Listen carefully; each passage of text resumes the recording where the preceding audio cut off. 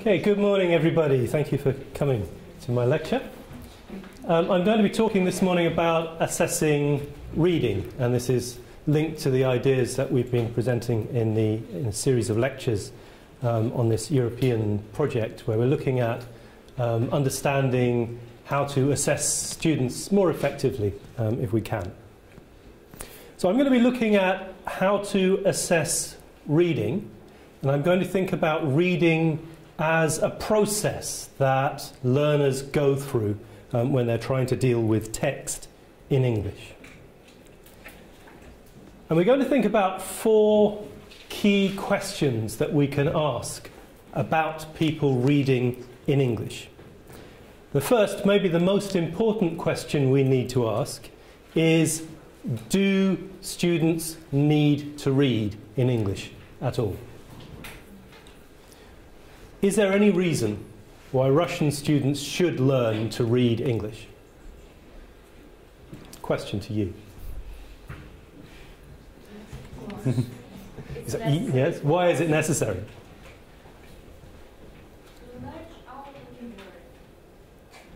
Why do you want to enlarge your vocabulary in English?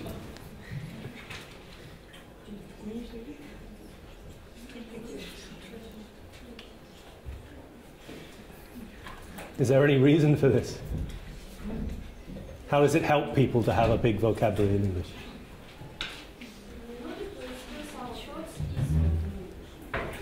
But you can express your thoughts in Russian. Why not express your thoughts in Russian, not English? For communication. For communication with foreigners. Why is communication with foreigners important? Because we live not in the isolated country, but we are living in the global world. And to live in the global world, we should speak global, speak English. Okay, so if you think about people in Russia, you have many different languages in Russia, just as we have many different languages in England. But if you want to succeed in Russian society, you need to be able to speak Russian, because you won't be able to work in public positions if you don't speak Russian. It's the same in the world now, that if you want to get access to the best opportunities, if you want to have access to international companies, international business, to do business with other countries, you must have English. It's a kind of basic skill in the world. And to have, not only to be able to speak English, but you have to be literate in English, to be able to read and write. So we dealt with that question. It is important for people to read. Then we need to ask ourselves, well, what do people read? What kinds of texts do they need to read in English? How do they read that text? And for what reasons? What kinds of things do they want to do? What kinds of information do they want to get when they read in English? And I'll deal with these issues in the lecture. We can divide this into 2 aspects of reading. We can think about the cognitive aspect, what actually happens inside the head of somebody who is reading. And we can think about the social aspect. What is it that they're reading, and why are they reading those things? What does it do for them socially? I'm going to focus first on that cognitive aspect. What happens inside the mind of somebody as they read? And we can think about it as a process of going from what they see on the page, a visual analysis. This is supposed to be an eye. And it's looking at the shape of characters as they appear on a page.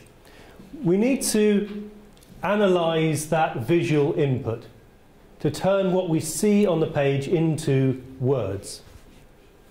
We then need to figure out how the shapes that we see correspond to the sounds of the language. How can we make sense of them in our heads? From that point, we then have to put those words together in a way that builds up a meaning. So we see a number of words in a sentence. If we put those words together, what does that sentence say? What is the idea that it represents? Beyond that, if we're looking at a text, we need to think about the relationship between the ideas in the text. It's not just a series of ideas, but those ideas are connected to each other in different ways.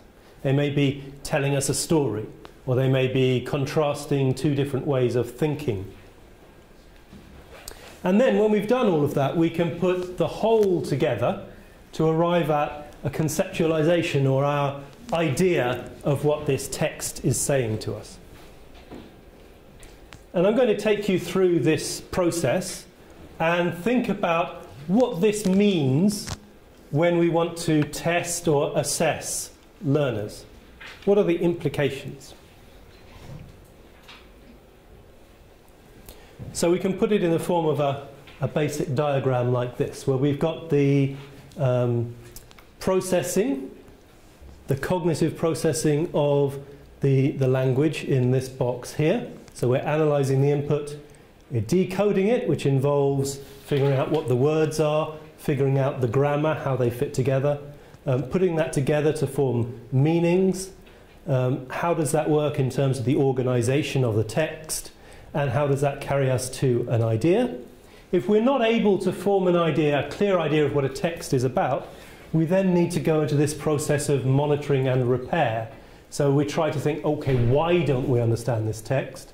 Can we go back and try to find out what the real meaning is? When we do that, we're drawing on different kinds of knowledge. So with the written language, we're dealing with orthography, so the shape of the words as they appear on the page. We're dealing obviously with the vocabulary, reading a very good way to build your vocabulary, the grammar, the discourse, the way in which the ideas are organised and how they're shaped in the text. We're also dealing with our knowledge of sociolinguistic and pragmatic rules to do with how do we make a piece of writing more formal or more scientific or more casual. And of course we've got to have some knowledge of the topic that we're reading about to help us to understand what this new information might be. So we're drawing on that kind of knowledge in order to carry out our processes, but we can also use our metacognitive skills to make that process more efficient. So for example, before we read a text, we might decide, okay, what kind of information do I want to get out of this text? Maybe if you're good listeners, you came to the lecture this morning with some ideas of what you want to learn about assessing reading. You might form what we call a mental set. That is, you bring together the ideas you already have about the topic. So before you read, you're going to read about assessing reading. You might think, okay, what have I already been told about this? What do I already understand about this topic before I start reading the text? Then we can use some reading and listening strategies we might have been taught. Things like survey reading first to get a general idea of what the text is about. Say, reading the first sentence of every paragraph before we go back and try to read in detail. And then again, we might use some review remediation strategies, things like going to pick up our dictionary and look up some of the words we didn't understand would be an example of that. So there are different things we can do to plan how we read, to control the reading process, to try to help us where we haven't understood, that will improve the process for us. If we think about what people read, we can think in terms of how written language is different from spoken language. One way in which written language is different from spoken language is that it is a new technology. If I say new technology, what do you think of?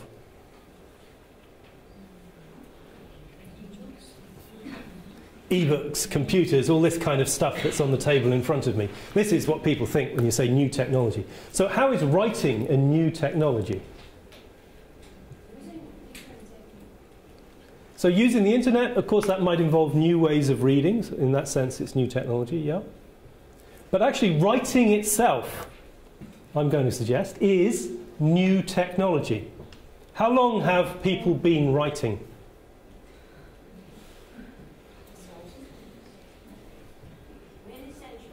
Many centuries, certainly, yeah.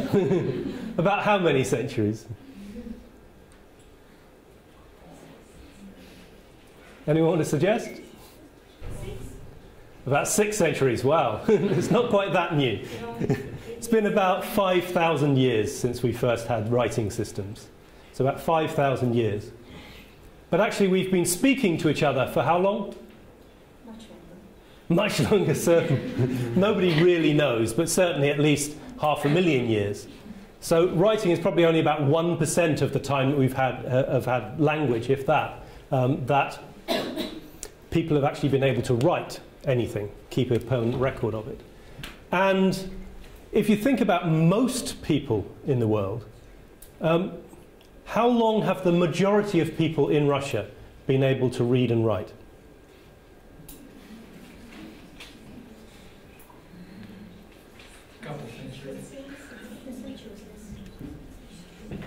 Maybe a couple of centuries. I think actually the majority of people have only been able to read and write after the revolution.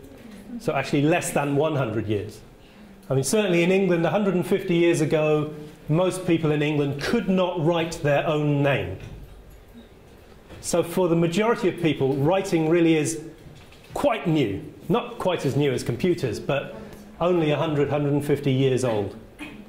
So it's a new technology for people.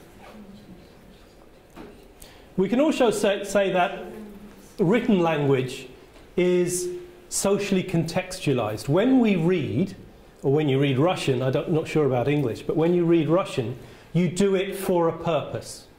You read a newspaper to find out what's happening in the world. You read the regulations because you need to know how to behave.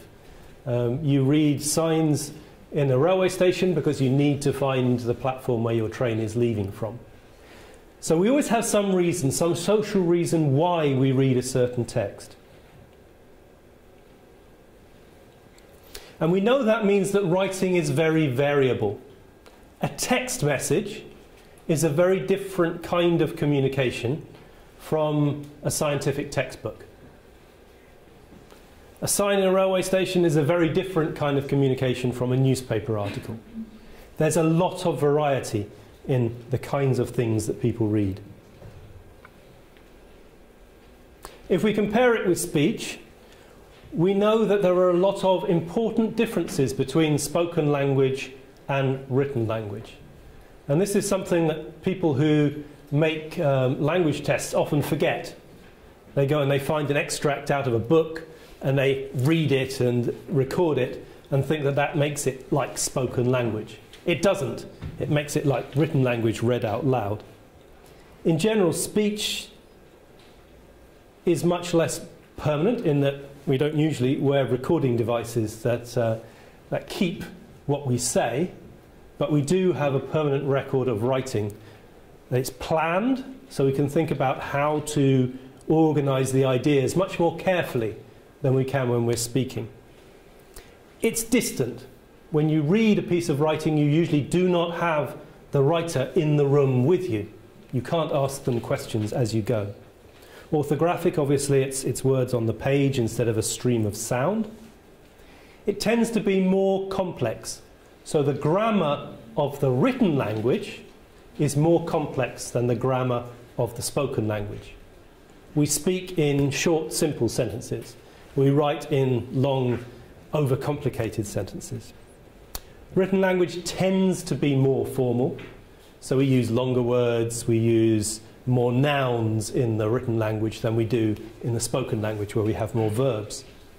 And it tends to be lexically dense. That means we have more content words, nouns and verbs, squeezed into sentences, and fewer short words, prepositions and so on, as we write rather than speak.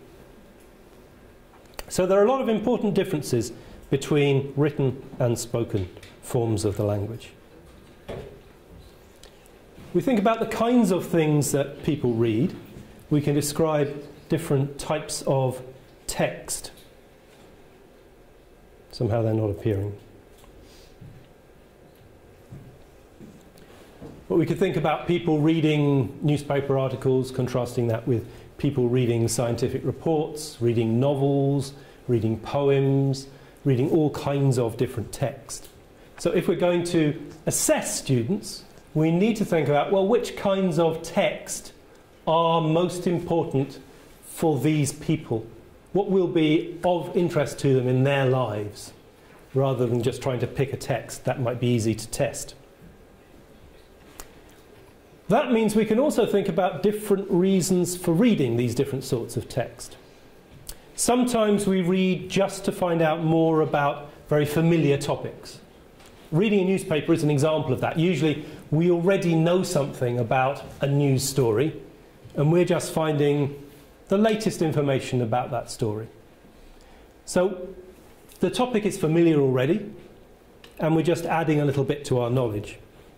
But if you think about students who are studying an academic subject using English, very often the topic itself is quite unfamiliar to them. They're learning something completely new, something they haven't learnt about before. So not only do they have to get the basic information and find out what's new, but they also have to integrate new ideas into their understanding of the topic. They need to build up a full understanding of what a text is saying in some detail, in a way that often when we read a newspaper story we don't. We're just finding out some simple facts. It may also be, when we're reading for an academic subject, that we're not only interested in what one particular writer is saying, we also need to understand how what this writer is saying is different from what that writer is saying. And how do the ideas of these two writers connect to what that other writer says about the same topic? And how do those ideas from the different writers add to my own understanding of this topic? How does it change what I know about what I want to read about? So we can see that there are relatively simple purposes for reading and relatively complex, connected reasons for reading as well. And that has implications for what we're going to test. If we're testing something familiar, then we might just be interested in testing particular items of information. If we're testing for academic purposes, we've got to get to how ideas connect to each other. Is the reader able to see how these ideas are linked together? So we need to make a connection between what happens in tests or assessments and what happens in the real world when people read texts. We can think about the reader and what happens in the real world. We can think about the reader and what happens in the test. And we can try to describe the way that they read when they're working in the real world, and think about how that description matches to what happens when they're reading for a test or assessment. So we need to worry about this thing, the target language use domain, which is a fancy way of saying how people read in the real world. So some people might be working as an engineer or as a doctor, and they have to read technical reports. Do we find similar kinds of technical texts reflected in the tests that those people take? If we think about our students at school, what kinds of things might they be interested in reading in English? Perhaps most people will be using English for getting around in the world, so are they able to read information about travel timetables, hotel information, that kind of thing? That might be relevant for them. So do we find that kind of text that they'll read in reality reflected in the sorts of tests that they do? But not only must the texts look like what they read in the real world, but the way that they read them must be similar. So if we think about that academic reading where they have to connect ideas together, that takes a lot of language processing. We're going right up to the idea of conceptualization, linking different texts together. Is that what is happening in the assessment, in the tests that they're taking? Are we covering all of the different purposes they might have? And are we thinking about the different skills, the different strategies that might be involved when they read in the real world? And are we effectively assessing those in the tests and assessments that we use? So let's come back to this idea of a reading process and how we get from the input that we see on the page to the ideas that we form in our minds. Visual input, recognizing what's there on the page in front of you, is obviously fundamental to the reading process. If you don't recognize the input, you're not going to be able to understand the ideas.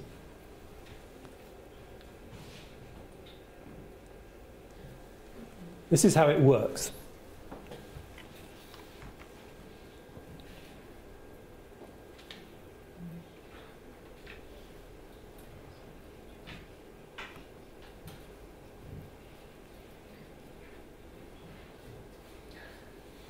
This is roughly the speed of natural reading for a native speaker. We focus on about 15 characters at a time. We focus on that, and then we jump to the next point in the text and focus on that. We usually take in content words, so our focus will be on a content word, and we take in things like prepositions and articles alongside the content word. And we focus for about 250 microseconds, a very short period, and then we jump to another point in the text. We don't just read smoothly through the text.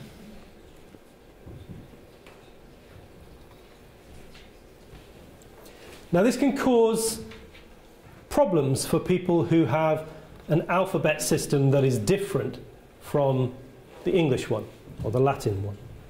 So Russian learners of English start with Cyrillic, and although there are similarities with the Latin alphabet, it can cause some problems recognizing words in English because you're coming from a different alphabetic system. A more serious problem is that Russian, you have quite a phonetic spelling system.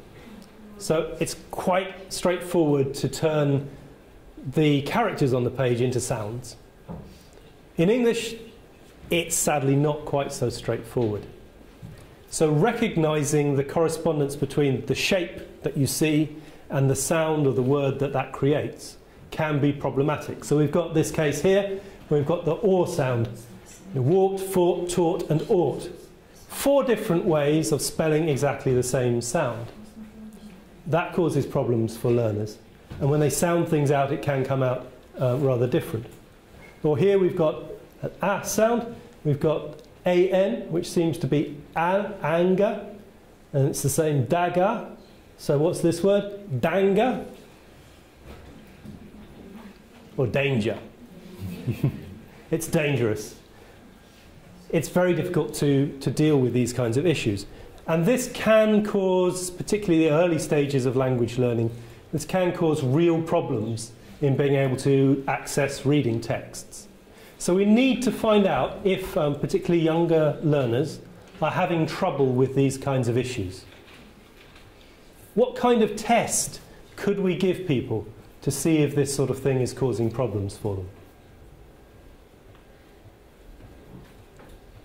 Any suggestions? A good test.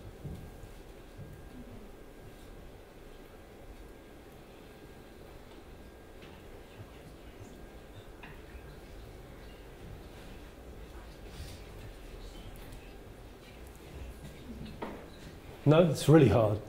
You could get them to read out the words. One of the ways we do it in Britain with young learners who are just learning to read is to get them to read out nonsense words.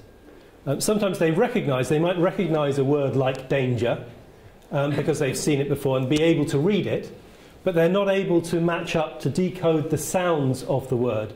So if we gave them a different related word that's not a real word, replace the D with a K or something like that, and ask them to read that out, we can see how successful they are at matching the sounds of the letters and putting them together to form something that sounds like a word in English. So just getting people to read a little short passage aloud, or to match the sounds of words to the shape of the words, are ways that we can see whether or not they're struggling with this kind of sound word-shape correspondence. If they are having trouble, well, we can give them extra training in recognizing word shapes, word recognition games, flashcards. We can give them extensive reading practice with simple words that are spelt phonically. And we can give them speed reading practice so they become quicker at matching up the sound and the word shape. But we know from the way that people process sounds as they read that context is very important to human mental processing. A lot of the things that we recognize as we read, but also as we just see the world around us, we are not really looking closely, but we understand a lot from the context in which we see things, and we interpret things differently according to the context. I'm going to show you a couple of slides now that I've borrowed from a colleague of mine from the University of London, a fellow called Bo Lotto. And he makes these very nice visual illusion pictures, which quite nicely illustrate how important context is in mental processing. So look at this picture. We've got a kind of Rubik's Cube here. And what colour is this square on the cube? Brown. Brownish. Brown. Okay, and this square here? Yellow. Yellow. Yellow or orange? You've seen it before. If we change the context, they're actually completely the same colour. Why do they look different? Because one side of the cube is lighter, and okay, the so other side is lighter with the shade. Where we see something in light, it looks one way. Where we see something in shade, it looks another way. So because of the context around it, we interpret the two colours to be different. And when you go back to looking at it like this, it's really difficult to imagine that actually they're completely the same colour again.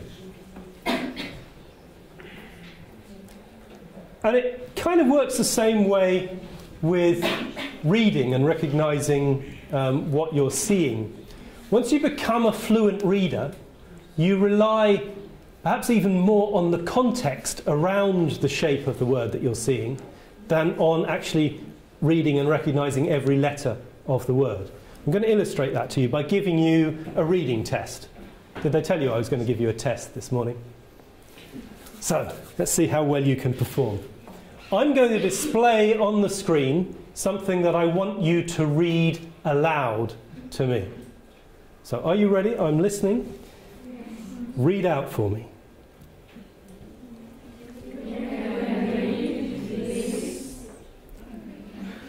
Sorry, you failed the test.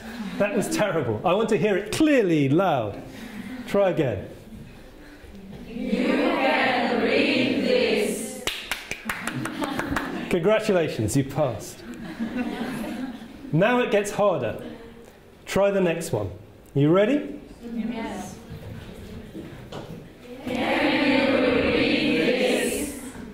Can you read this? Okay, this time I'm only giving you about half of the information that you need to read. But you can see enough here to be able to make out the sense of it. The next one, are you ready? Yes. You are not reading this. You are not reading this. Okay, well, it could be you are now reading this. So what are you reading?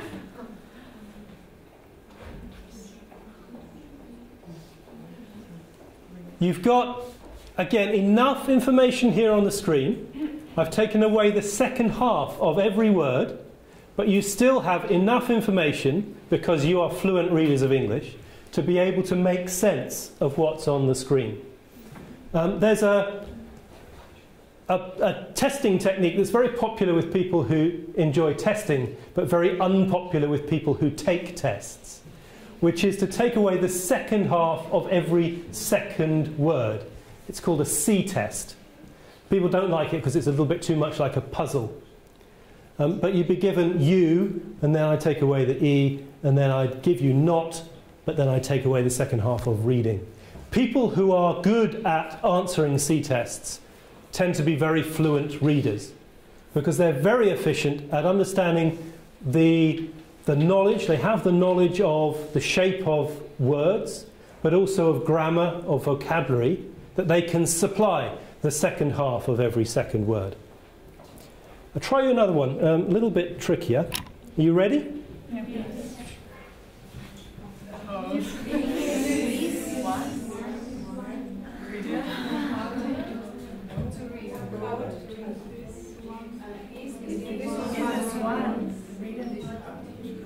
Okay, obviously it is harder to read, yes.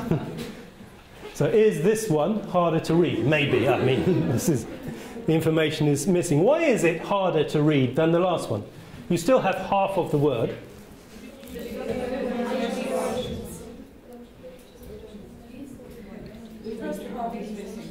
So the first part is missing. We rely much more on the beginning of each word than on the ending of the word in order to understand what it is. So giving you just the second half of each word is much more difficult to decode than giving you the first half. Okay, how about this one? You ready? Yes. It's going to appear a little bit more quickly, but... What are you reading? Well, quite. What are you reading here? This is really just a kind of smudge on the screen.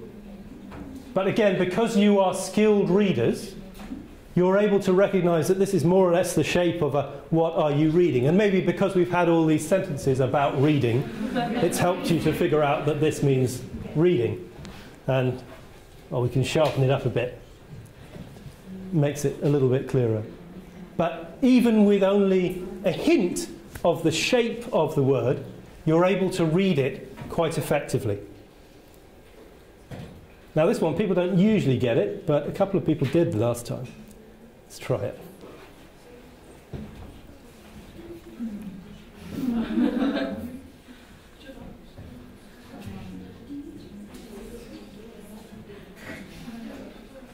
Quite difficult, I think. Struggling to read it. Okay, I'm going to give you a clue. See if you can read it now. Rolling Stone. Yeah, of course, but you can only see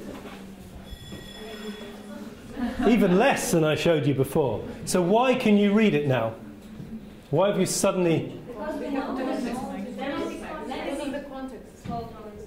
Right, it's the context. We recognise it's a magazine cover. We recognise we've got somebody holding a guitar, so it's something to do with music. We recognise that the way the letters appear, the font, gives us some clues. So we suddenly develop X-ray vision and we can see straight through Taylor Swift's head and we get Rolling Stone coming out at us. But it's the context that we're reading as much as the words themselves.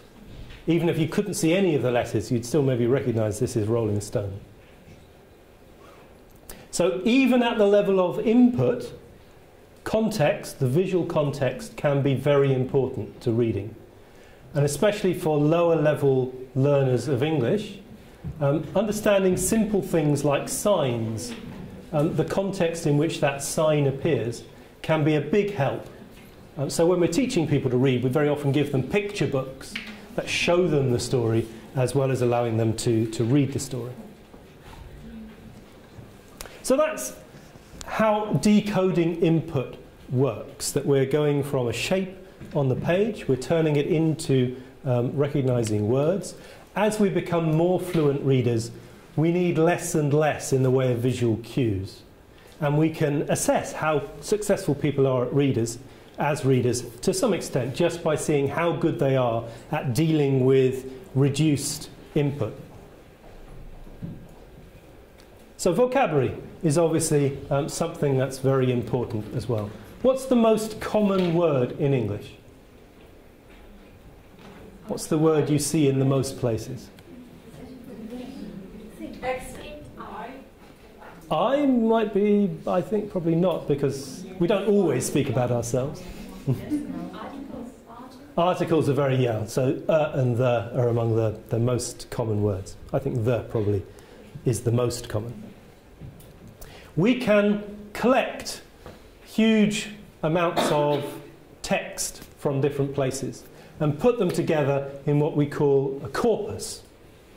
So a corpus that we use a lot is called the British National Corpus. It has 100 million words of English that have been collected from newspapers, from conversations, and put together into one big computer database. And we can count how many times do these different words appear in our database, in our corpus. What I'm showing you now is a newspaper article, but I've only shown you the 1,000 most common words of English. So you can imagine a lower level language learner. If we talk about the Common European Framework, I know some of you are familiar with it. This would be the number of words that perhaps an A2 level learner of English would know. So they know about 1,000 words of English, and this is how much of the article they would recognise as being included in that 1,000 words. It's about 77% of the text. Read this story. How much sense can you make of the story using those most common 1,000 words? What can we understand about the story, where it happened, who was involved, what happened, just using these words?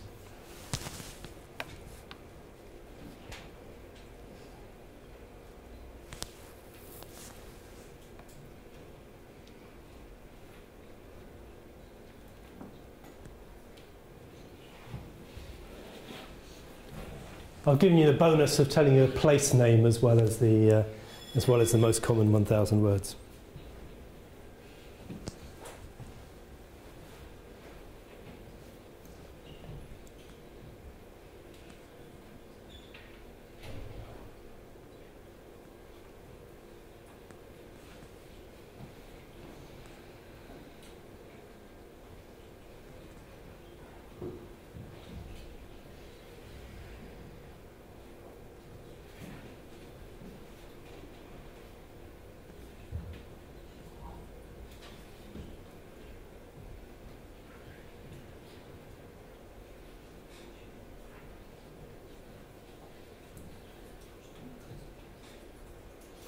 So what kind of story is this?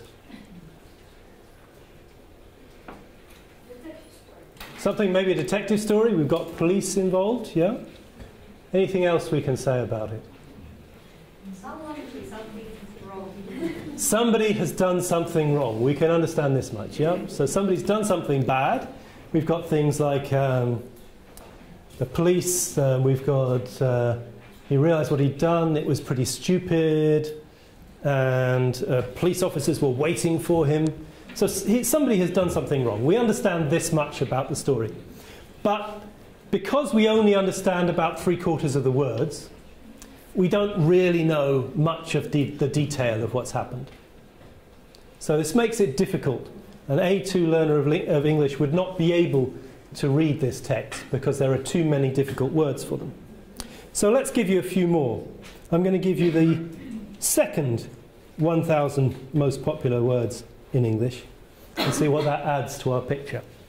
This brings us up to just over 85% of the text, 87% of the words in the text now. You see, even within this text, 75% are very common words. Adding the next 1,000 most popular words only gives us another 10% of the text. But can we make more sense of the story now?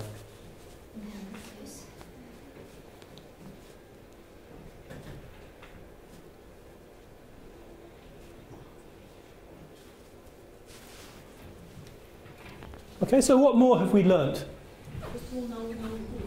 Now we know who, so we've got our senior citizen. Yeah. We know the neighbours were involved. Anything else? Do we know anything more about the crime?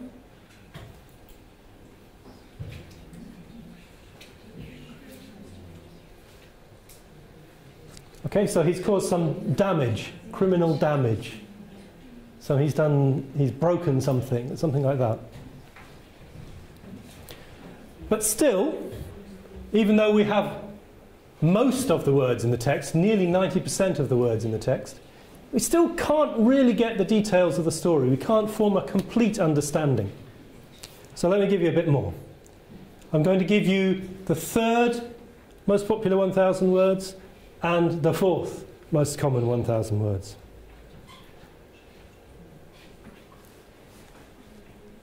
This brings us up to 95% of the text, so almost the whole thing.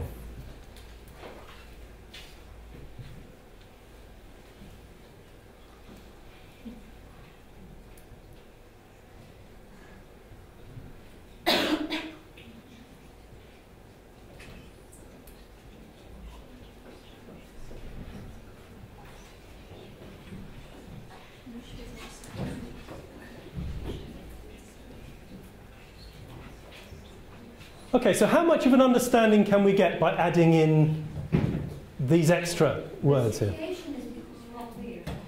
So the situation is pretty clear now, yeah? Okay, so what is the situation? He did something with the drill. Yeah? Or maybe he makes some noise. Okay, yeah, so he's, what kind of person is he? We say he's a senior citizen, so he's an old man. Yeah? He's got some kind of creation. He's built something.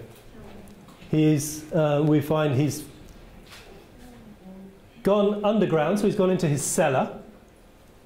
He wants to reduce his heating bills, so he wants to make the cost of heating cheaper.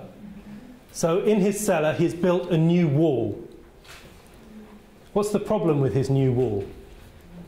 He ruined his neighbor's house. Not so much, no.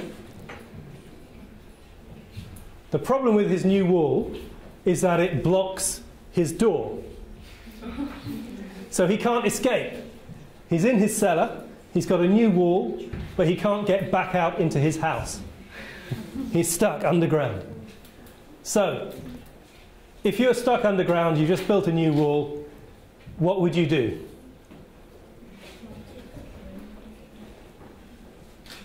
You might think you'd escape, you'd break the wall and go out again. No. He just made the new wall. He's very proud of his new wall. So he doesn't want to break that. He'd break his neighbour's wall. So he cuts down his neighbour's wall, he breaks through his neighbour's wall and escapes that way. Of course, the neighbours are not happy. They call the police. If we can understand 4,000 words of English, we have enough to understand the story, maybe. But you need to know a lot of the vocabulary to get the whole point of the story. At this point, maybe we can guess what some of the missing words are. So we've got, for example, here, after spending the entire weekend, something underground, he eventually went into action. What could be the missing word here? He spent the whole weekend, something underground. Working underground, it could be, yeah. Sitting underground, staying underground. Well, let's see. We know it's quite an infrequent word in English. Immured. Who has seen the word immured before? No, it's quite unfamiliar. But we know it might mean something like working, it might mean something like sitting. Actually, it means kind of buried, stuck underground. So we can guess it, maybe, that we don't really need these very infrequent words to understand the passage, because we have 95% of it anyway. Maybe we don't need to go rush into our dictionary. So this shows us a couple of things. One is that we can control the difficulty of the text according to how much of it is covered by these different levels of word frequency. So if all of the text is within 1,000 words, even low-level learners may be able to understand the whole text. If a lot of the text is difficult words like immured and handiwork, even high-level learners of English may struggle to understand the text. But we know there are other problems with vocabulary as well. It's not just a matter of knowing and recognizing the words. There are different problems we can have because of those words. So even if I gave somebody a test and they could recognize every word in the passage, they still might not understand the story for a number of reasons. One is to do with the referencing, the lexical cohesion of the text. That is, in English, we hate to use the same word twice to mean the same thing. We like to use different words to talk about the same thing. And this causes people all kinds of problems. So we have this main character in the story, who is the senior citizen at the beginning. Then he becomes the unfortunate fellow. Then he becomes our friend, the 64-year-old chap, the latter, the DIY enthusiast, as well as being his, he, him. So we have something like 7 or 8 different ways of talking about the same person in the text.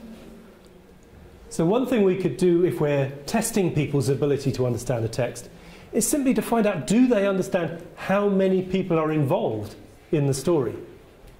Because maybe the same person is talked about in different ways. So we've got him, we have the police, who are also the authorities. Do we recognise that this is the same character? And we have German media, and we have neighbours. So recognising how these ideas connect together is important to understanding. Then we have the other familiar problems with English. Multi-word expressions, like your senior citizen, break down, make an escape, seal off, in the first place. If you look up each of the words in the dictionary, you might struggle to understand what the meaning of the phrase is. And very often, learners of English don't recognise that each word doesn't necessarily have a single meaning. Sometimes you have to put the words together to make the meaning. Then we've got things like metaphor and polysemy, different words being used with unfamiliar meanings. So we know what the word pretty means. This is an easy word. Low-level students know the word pretty. You have a pretty girl, a pretty dress. So what's pretty stupid? Quite stupid. So it's a different meaning of the same word. That you may think you understand that word, but here it's being used in a different way. We've got somebody locked. We think locked, okay, he's in his basement, he's in his cellar. Maybe he needs a key to escape from the cellar. But no, he's locked in a quarrel. So he's arguing with his neighbours, a different meaning of the same word. We have compound nouns like hammer drill. I know what a hammer is, something you use for hammering in nails. I know what a drill is, something you use that turns a screw. But hammer drill together, is that a kind of a hammer or a kind of a drill? It might not be clear. In fact, it's a kind of drill. We've got a word like said neighbours. You might think this is what the neighbours said. The neighbours came out with some expression. But no, these are the neighbours that we are talking about. The said neighbours, the neighbours in question. So all of these issues around English vocabulary can cause problems, and simply knowing the translation equivalent of each word isn't enough. We need to know how they work in context. So that's vocabulary. Obviously vocabulary is important. How do we test vocabulary?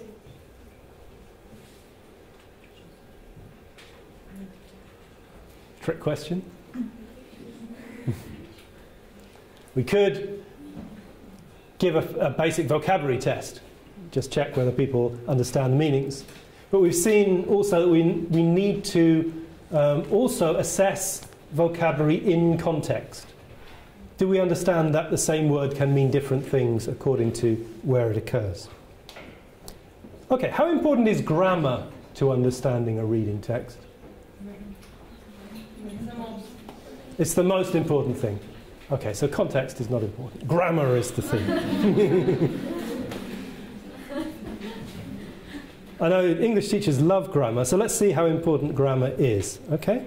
I'm giving you a test of Chinese. Who speaks Chinese? Nobody. Oh. You do. You can speak Chinese. I'm going to show you can speak Chinese. Do you want to guess what this says? No.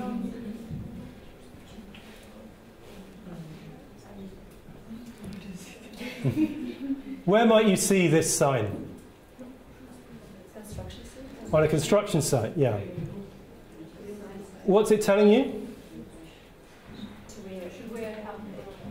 So something you do, you've got to wear a helmet, some kind of protective helmet.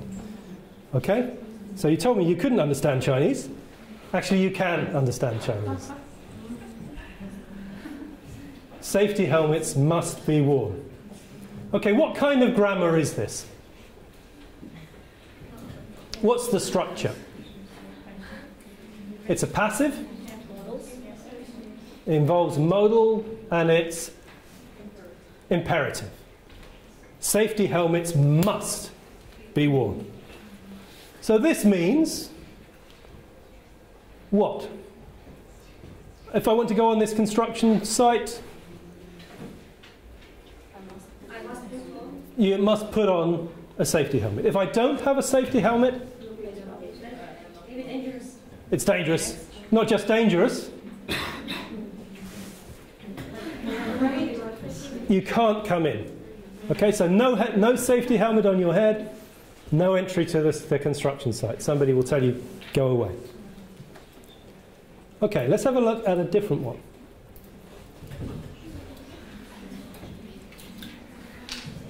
If you've ever been to London, you want to travel on the metro in London, you'll see this sign everywhere. Dogs must be carried.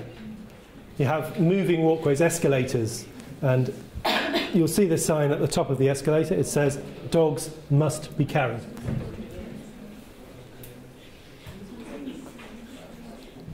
What kind of grammar is this? Passive, imperative, and a modal.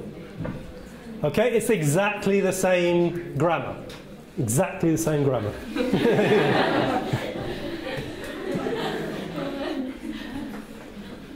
Water must be drunk.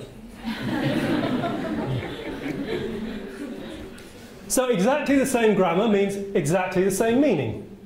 If you want to travel on the metro, you must bring a dog. If you don't have a dog, you cannot travel on the metro. Go away. Right? No. It's different. It means if you have a dog and you want to go on the escalator, you have to pick up your dog to travel on the escalator. Okay. But they have exactly the same grammar. There is no difference there. If you put these two sentences into Google Translate, see what happens. The translation may be interesting. Although the grammar is the same, the meaning is different, and the meaning is different because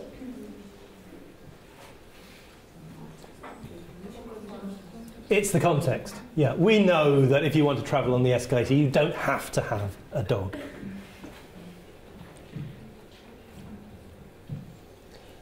If we look at another reading test, here, a short passage. The title is A Serious Problem. It was the day of the big party. Mary wondered if Johnny would like a kite. She ran to her bedroom, picked up her piggy bank, and shook it. There was no sound. Okay, is this a text for a high-level learner of English or a low-level learner of English? Low level, quite simple. Easy text. So understanding this, if you've got a low level of grammar, a low level of vocabulary, this is not a problem, right? So we can say, for example, when does the story take place? In the past, in the present, or in the future? Past. How do we know that? It was. So we're drawing on our knowledge of vocabulary, grammar, discourse? Grammar. Okay, so past tense means it took place in the past. What did Mary wonder?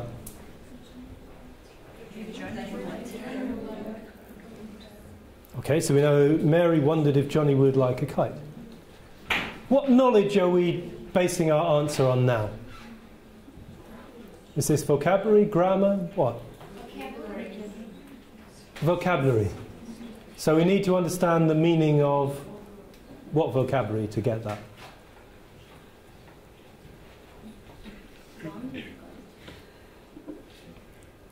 Okay, we don't actually need any knowledge at all, except the input to answer this one, because all we need to do is see the word wonder, look in the text, there's the word wonder. What follows the word wonder? Take that, put it as the answer. This is a very common mistake, a worryingly common mistake when we test reading skills, that very often we set up the answer like this. We just recognise the word, we can take something out of the passage, that gives us the answer to the question. Too easy. Okay, I'll give you a more difficult question. You're teachers of English, students of English. What does the word would mean in line 3?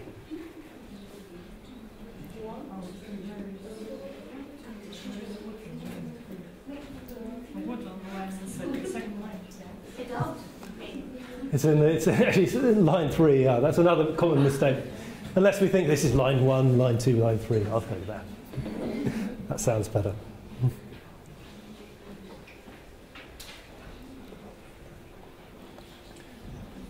Anybody want to suggest a meaning? A doubt, maybe. A doubt. So can I change that? Mary wondered if Johnny doubt like a kite. Doesn't really work for me.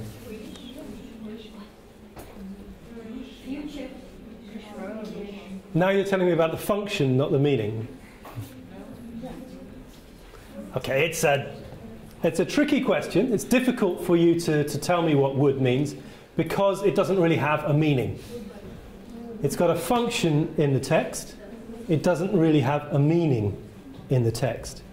And again, language learners often think every word in the text must have a meaning. What's the translation? I look in my dictionary, can I find the meaning of this word? But not every word does have a meaning. Sometimes it's just something to do with the text, with the tense or with the aspect of the word.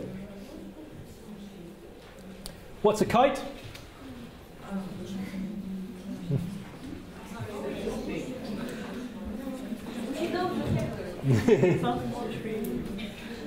So it's a child's toy that you fly in the sky. Yeah. Where do you find the answer to that in the text? It's not something you can answer from the text. You have to just know that. It's a knowledge of vocabulary, a knowledge of the world as well. Very often, again, in reading tests, you find questions that you can't actually answer from information given in the text itself. A piggy bank? You familiar with a piggy bank? It's a money box shaped like a pig with a little hole in the top. You put money inside. Yeah. Why was a party being held?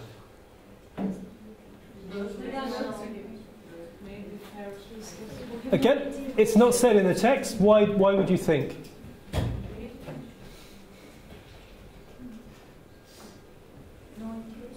No? So how old are Mary and Johnny?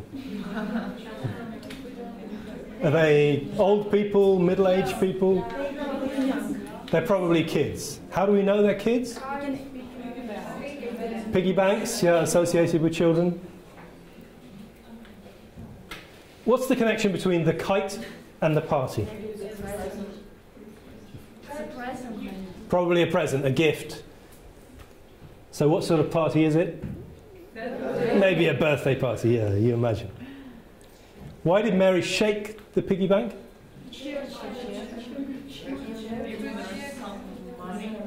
So if there's money inside, you can hear it. Yeah. So what's the serious problem? No money. Right.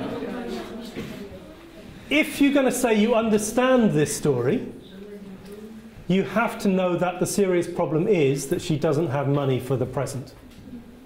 But in order to know that, you have to have a lot of cultural knowledge.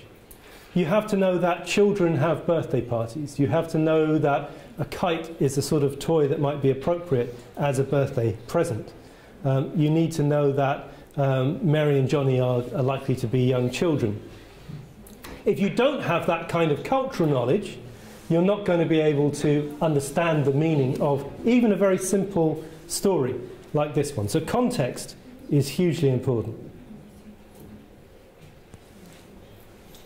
Okay, so what sorts of problems can grammar and vocabulary cause for Russian speakers who are learning English? Well, we know that in Russian you've got a synthetic language where you like to add bits onto words in order to express things like different tenses, different times. English is an analytic language where we use different words. We add in things like prepositions and auxiliary verbs to change those things. And that can cause problems. So expressing ideas of time, expressing ideas of certainty, that can be difficult for Russian speakers. So as a teacher, if you want to do a diagnostic assessment, you might need to focus on these kinds of aspects of English. Use of articles. For languages like Russian that don't have articles, it is always going to be a problem. Use of prepositions, phrasal verbs. You're more familiar with these problems than I am.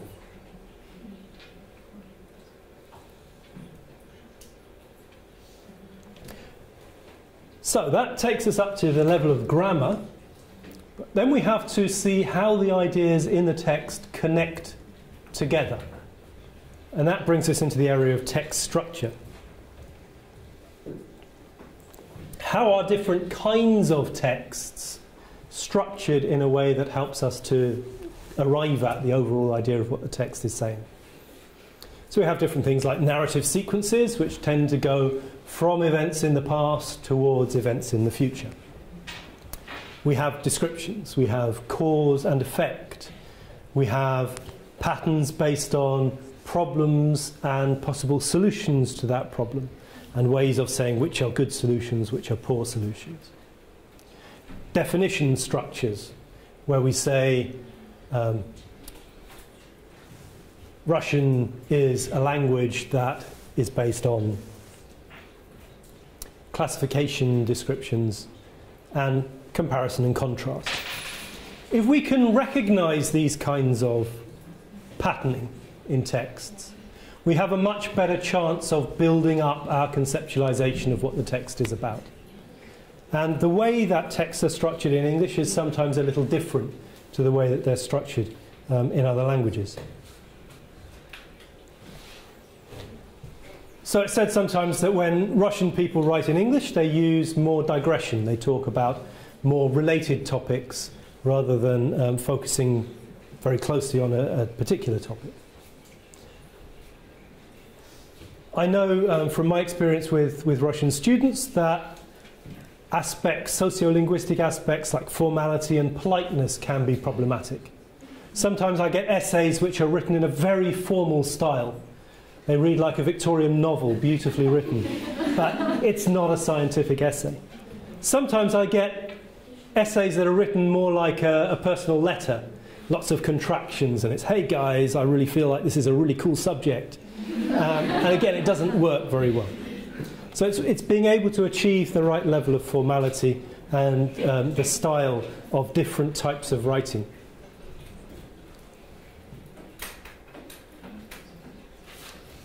We know when people are studying for academic reasons, for purposes to do with language for the professions, that can cause them problems as well, with things like the technical terminology, and particularly where quite common words are sometimes used with a particular meaning for a subject. So there's an example here of one taken from biology, where the word recognition has a particular meaning for biologists that is different from its meaning in general usage. So recognising those sorts of differences. And then a lot of the familiar problems that come up in more general texts also come up in particular ways in more specialist text. So that's reading as a process. If we think about designing tests, we need to bear in mind, well, which elements of this process are going to be important to different kinds of readers. We know for the lowest level of learners that these kinds of issues are going to be problematic. For higher level learners, we've got to be able to access this kind of thinking to see whether or not they're able to comprehend a text in full. And to look at the different sorts of knowledge that they're drawing on as they're reading. And are they successful in going through all of these stages of the process? Can we identify where they're having problems? Are they unable to understand the text because they can't recognise the words? Or are they unable to read it because they don't have the cultural background? If we understand where the problems are, then we can understand how to teach them to overcome those problems. So the reasons we have for reading, the ways we go about reading, are going to be different according to what we want to get out of a text. And we can make a distinction between local information, just understanding single ideas in a text, and global information, getting an understanding of what a text as a whole is about. And we can make a second distinction between careful reading, where we're trying to understand everything, and expeditious reading, where we're trying to read as quickly and efficiently as we can. And we can put the two together. Say, if we're doing careful global reading, that's where we're trying to really understand a text in detail. We want to understand every idea that's expressed in the text, and we want to understand how all of those ideas come together to help us to understand a subject, or something new that we haven't known before. We could think about expeditious local reading, where we just want to get one piece of information, but we want to get it as quickly and as efficiently as possible. So when I was travelling here, I had to fly first to Samara. And I was in Moscow in the airport, and I needed to find my gate in the airport. So I was just looking, I can recognise the word Samara in Russian, just about. And I was looking around the airport, oh, there's the word Samara, it's got the right time against it, it's got a gate number, okay, I go to that gate. If I arrived in the airport and I tried to read everything, all the information in the airport, on the departure boards, on the advertisements, on the check-in desks, and read it all carefully, I'd still be in the airport 1 year later. I'd never get onto my flight. So I need that quick, expeditious reading, find that one piece of information. I can also read quickly to get an understanding of what the text as a whole is about. So as we had with our story about the old man who locked himself or built a wall in his cellar, we could read quickly and just get an understanding, okay, this is a kind of newspaper story. It's something involving some criminal damage. And then maybe we might want to go and read it in more detail later. Or maybe we could decide this is not an interesting story, I'll look at something else. Being able to do that is really important for people who are studying something in English, or people who are using English for professional purposes. They need to figure out, of all the material around on the internet, in textbooks, in all of the things that they're given to read, that your lecturers give you piles of books to read, you can't read all of it. You have to quickly decide, okay, this one is worth reading, this is not interesting. This is worth reading, this is not relevant. So we need to find quick ways of discovering what a text is about. Careful local reading is where we're just reading individual ideas, but we're reading to really understand that particular idea.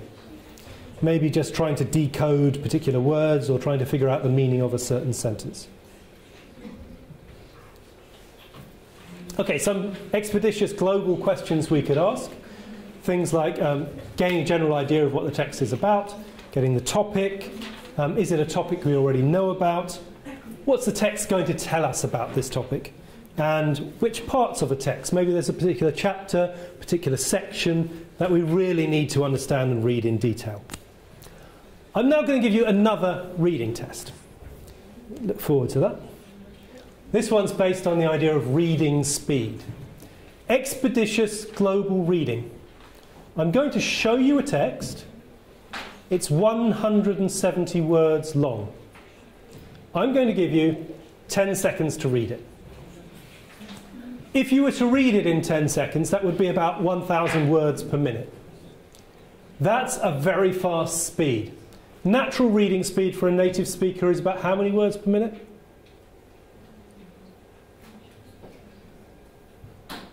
She's about 250.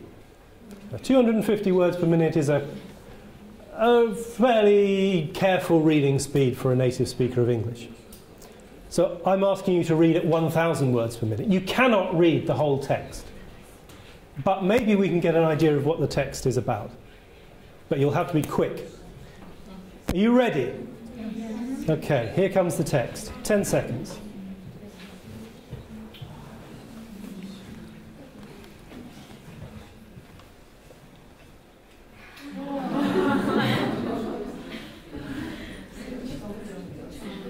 How much did you pick up? You got the whole story?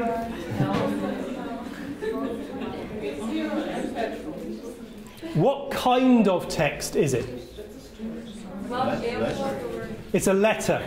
Very good. Yeah. It starts off with something like "Dear Sir." It's located in, connected with, I heard some words coming up here. It's something to do with an airport, yeah? So there's an airport involved. And something connected with petrol. Petrol. Right. Okay. This time I'm going to show you the text again. This time I'm going to show it to you for 30 seconds. You've already had 10 seconds, so I'm being very generous. If we added the two together, this would be something like the length of time it would take me as a native speaker to read the whole text and get a pretty good understanding of it. So I'll show it to you for 30 seconds. This is about 300 words per minute. And see how much of it you can pick up. As non-native speakers, you probably just get a clear idea of the gist from this length of time.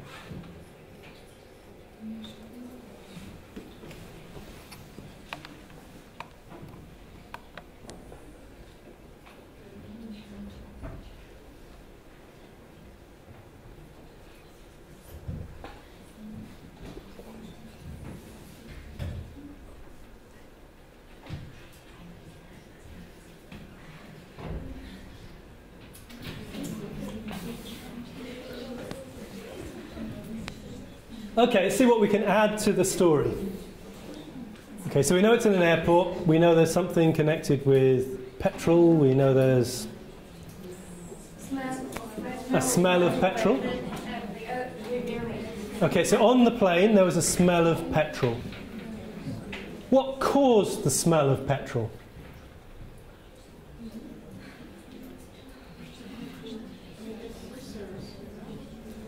Pair of scissors. There was a pair of scissors involved. Do scissors use petrol? No, so the scissors didn't. So there's a pair of scissors. What was the problem with the pair of scissors? You have to leave them. Why? Because you're not allowed to carry scissors or any material onto the plane. Okay, so scissors are sharp, very dangerous things. A small pair of nail scissors. You're not allowed to take them on the plane, so leave them behind. Yeah?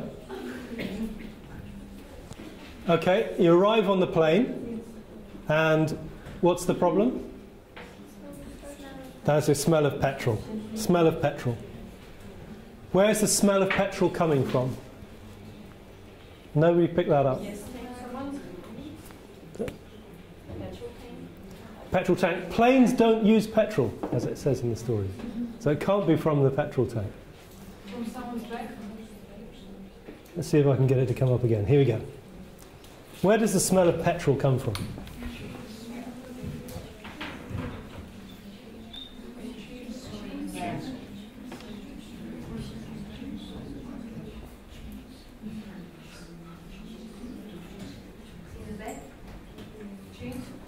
Chainsaw. What's a chainsaw? It's something for cutting trees. Yeah, you cut down a tree. Yeah. Is chainsaw dangerous? Yes. A little bit dangerous. Yes. So why can the man go onto the plane with a chainsaw, but not a pair of scissors? So you go through security, they say, sorry, no scissors. But they say, oh, chainsaw? Yes, okay. Why do they say okay to the chainsaw?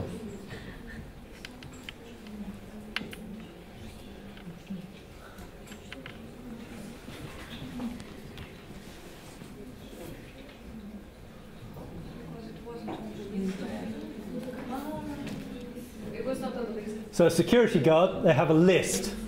No scissors, chainsaw? No. It's not on the list, okay. Which country is this? New Zealand. Okay, so my summary of the story: don't travel by plane in New Zealand.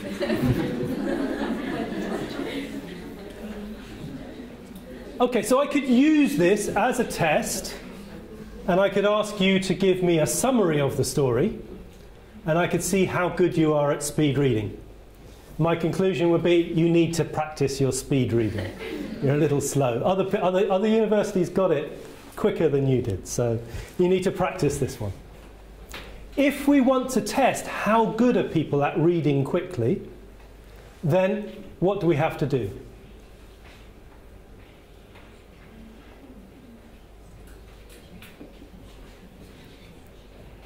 A lot of tests, like if you take IELTS or you take First Certificate, it says we test expeditious reading.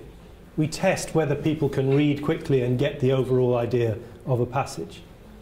That is not true, because they don't control how long you can see the text for. If you want to test if people can read quickly, you have to give them the text for a short time.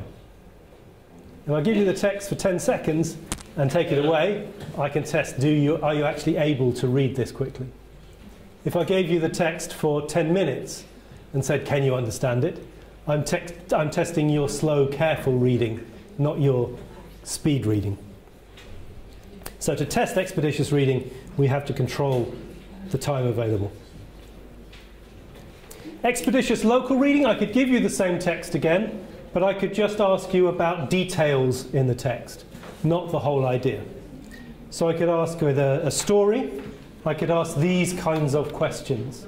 Just, can you quickly go into the story and pick out important details? Of course, if it wasn't a narrative but a scientific report, I could ask different sets of questions that would focus on the kinds of things that are important in a report.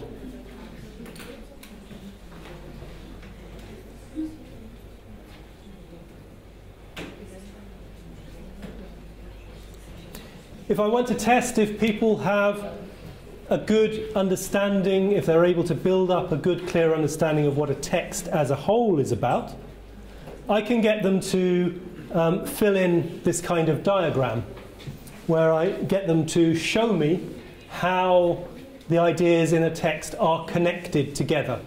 So what's the relationship between this idea and that idea? Is this a cause of that? Are these being contrasted with each other? Can I build up this kind of picture to represent what the text is saying?